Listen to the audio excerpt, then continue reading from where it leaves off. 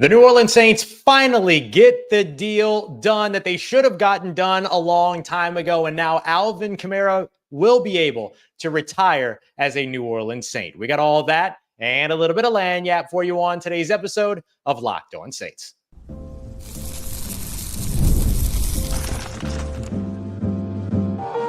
You are Locked On Saints, your daily New Orleans Saints podcast, part of the Locked On Podcast Network. Your team every day.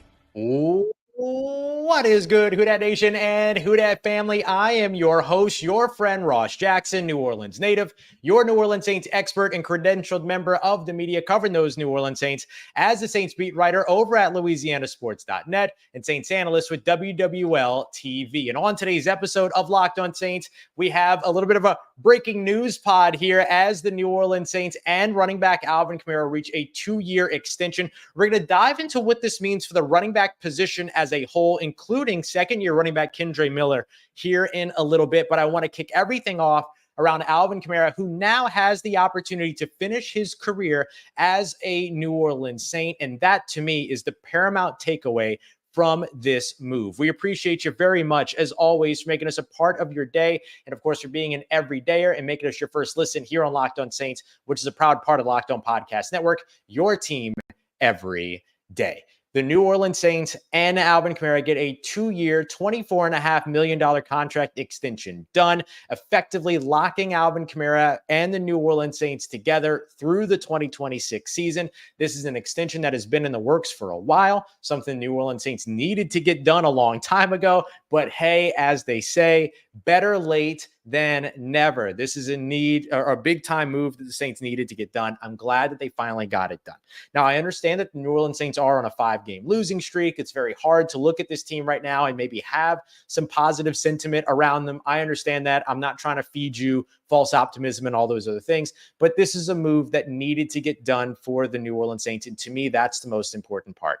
Alvin Kamara has shown over and over and over again so far this season that he has no intent on quitting or giving up on this team. Remember, the Saints and Alvin Kamara were locked in this contract dispute going all the way back to mandatory minicamp when he left the final day of mandatory minicamp early as a means of making a little bit of a statement. Remember, he was never looking for new money or more money this year. He was looking for a commitment from the New Orleans Saints for his future. He absolutely finally gets that commitment here 7 weeks into the regular season from an organization that usually doesn't, kind of deal with contract extensions this late in the year. We've seen 1 game, 2 game, 3 games into the season, but this was the biggest sort of gap that we've seen from a season starting and the Saints getting a contract extension done for a player. So it just goes to show you how important this was. The Saints get on that kind of mini bye week between Thursday night football and Sunday, and they are able to get this deal done. I want to go back to the no quit shown by Alvin Kamara.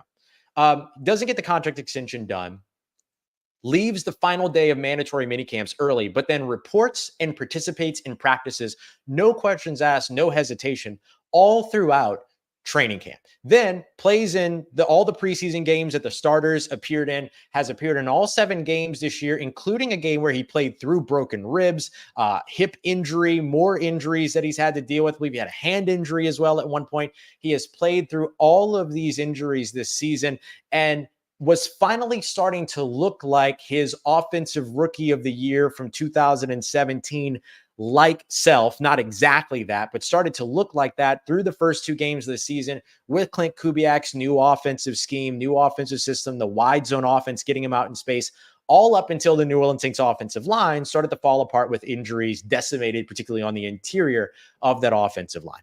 Well, to me, it is absolutely no kind of, I don't want to say consequence. That's not the right word. Coincidence. It's no coincidence that the Saints are getting healthy on the offensive line and they get this extension done with Alvin Kamara. The team is expected to have Lucas Patrick back this week, who was the second highest graded offensive lineman through the first couple weeks of the season per Pro Football Focus. They're expecting to have their starting right guard and Cesar Ruiz potentially come back this week as well. And then, of course, as we've said here for weeks and weeks and weeks, coming off of the bye week seems to be the right timeline up against the Los Angeles Rams for Eric McCoy's return, if not sooner. So something to watch there as well. The Saints get this contract extension done. They're able to kind of get all of the question marks and all the distractions and all that kind of stuff out of the way now. And the biggest kind of next step for those distractions was very much on the way. You already started to see, and we dedicated an episode the other day to this entirely, that the rumors about Alvin Kamara asking for a trade request, which he himself denied, and all these other things, that was going to be the next distraction for this team. 5-game losing streak, trade deadline approaching. Could the New Orleans Saints look to be sellers? And Alvin Kamara and Marshawn Lattimore were kind of the two most tradable contracts that they have at the moment that could have potentially netted them some kind of draft pick or draft capital, things like that. Now, that's out of the window. That's no longer a question. The Saints don't have to deal with that.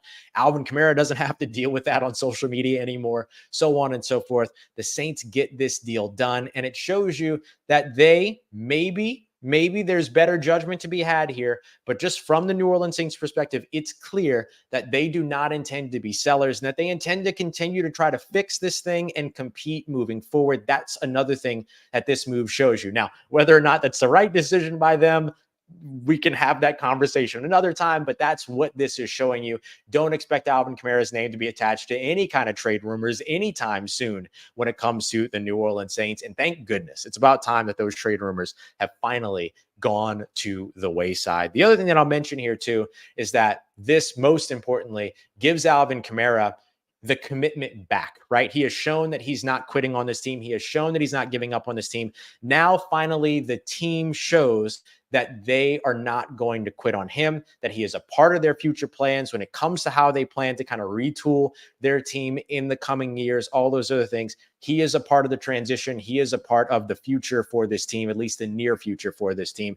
And that will set him up to retire as a New Orleans Saint. I've told you over and over again, as have many of us. I've asked Alvin Kamara personally, on camera, off camera, all that multiple times.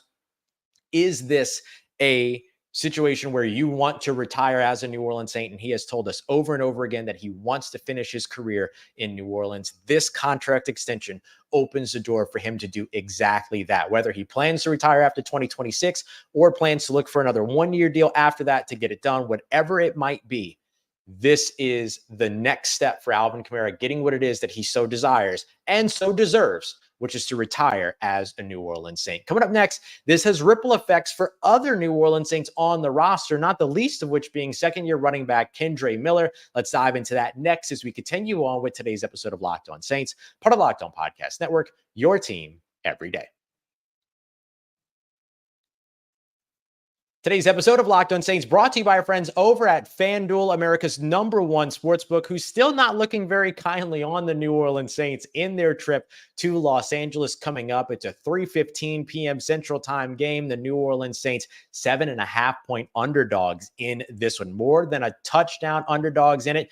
Maybe you like them against the spread. Maybe you like them in an upset as they're getting healthier, getting some of these distractions and question marks out of the way. What do you want? You can find it all. Whatever you want, you can find it all over at FanDuel. And don't forget, the Pelicans open up their season on Wednesday evening up against the Chicago Bulls as well. You can get in on that and much more. You can track live stats. You can get live play-by-play, all in the same place where you place your bets at FanDuel.com. And right now, you get $200 in bonus bets guaranteed when you place your first $5 bet. You can find all that with America's #1 sportsbook at FanDuel.com. Today's episode brought to you by our friends over at LinkedIn. Alvin Kamara not going to be using LinkedIn anytime soon to look for a job. He's all set when it comes to his contract extension with the New Orleans Saints. But maybe you didn't get the contract extension you deserve or the contract extension that you want. LinkedIn is here to help you out. And maybe you're looking to bring somebody else on for your team as a small business. You know, your small business is only as good as the people that you hire to help to keep it together. And LinkedIn is here to help you do exactly that. 70% of LinkedIn users don't even visit other leading job sites, just like Alvin Kamara wasn't interested in playing anywhere else. But that's why you're using LinkedIn, to go and find those types of people, those types of loyalists. You can find that over at LinkedIn, because if you're not using LinkedIn, you're looking at the wrong place. 86% of small businesses find qualified hires for their jobs within 24 hours of posting their jobs. You can go and find it all today over at LinkedIn. Let me tell you a little bit more. You can post your job for free today at linkedin.com/LockedOnNFL. That's linkedin.com/LockedOnNFL to post your job for free. Terms and conditions apply. All right, family, we're taking a look at the New Orleans Saints contract extension for Alvin Kamara. Just doing a quick bonus episode here. So we're going to wrap it up here with a look at sort of the ripple effects, right? We know what this means for Alvin Kamara. We know what this means for the New Orleans Saints. Now, what does it mean for the running back position around Alvin Kamara, especially Kendre Miller, who is in his second year with the New Orleans Saints, made his return to the field for the Saints this past week up against the Denver Broncos. And in that game, even though the New Orleans Saints lost that matchup, Kendre Miller, 6 carries for 36 yards, average 6 yards per carry. That's the most by any Saints running back, Alvin Kamara included, all season. So what does this mean for Kendre Miller? Well, it means less that Kendre Miller is the future of the New Orleans Saints running game, and more that the pairing of Alvin Kamara and Kendre Miller are the future of the New Orleans Saints rushing attack. And I think that's a good way for the New Orleans Saints to go. I think we look at Kendre Miller a lot as this outside zone, outside kind of threat. But really, if you take a look at what he did most successfully during his time at TCU, he was an absolute baller on the inside zone run game. So running between the tackles, being able to be patient, let things develop in front of him, and then break through an offensive line and go and get those big yards after contact. That was a big part of his game while he was with TCU. Can Clint Kubiak create an offensive system that will allow Kendre Miller and Alvin Kamara to be those complementary pieces, knowing that with space on the interior, you can run with Alvin Kamara between the tackles. You just don't want that to be a main part of his game. And knowing that with space on the outside, you can run with Kendre Miller, but you don't necessarily want that to be a massive part of Kendre Miller's game while he's learning this new offensive wide zone system. So now you get the opportunity to have these two complementary pieces, Kendre Miller and Alvin Kamara, that can have one that masters the run on the outside, another that masters the run on the inside, but both that could be sort of interchangeable enough that you don't give away what you're planning to do when the defense is seeing the running back that's on the field. This harkens back to what the Saints were able to get done. It won't be the same. It won't be the same, but it does harken back to what the New Orleans Saints were able to get done with Alvin Kamara and Mark Ingram in 2017, 2018, with Alvin Kamara and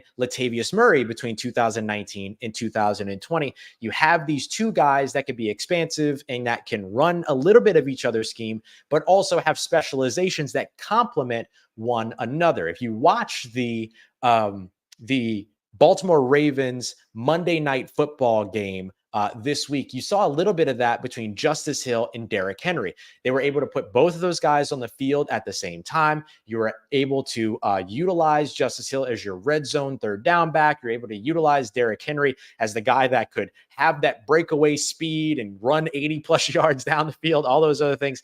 The Saints running backs have not had a 40-yard rush in multiple years at this point. So they're looking for the right complement of these two players that not only helps to be able to kind of open the game with each of them individually, but their production in different areas of the game can help to open up production for each other as well as those complementary pieces. So that to me is the ripple effect when it comes to Kendre Miller, who by the way was drafted at just 21 years old. So it's not like you're in a rush or you have to be in a rush to get Kendre Miller super involved in your offense and the big focal point in your rushing game. You can take your time with that transition and allow Alvin Kamara to kind of get to that point where he does what it is that he wants to do, which is retire as a New Orleans Saint. So I actually like this for both of these guys, who really for the rest of the season should be the focal point in the run game in the backfield. It should be heavily Alvin Kamara and Kendre Miller for the rest of this year,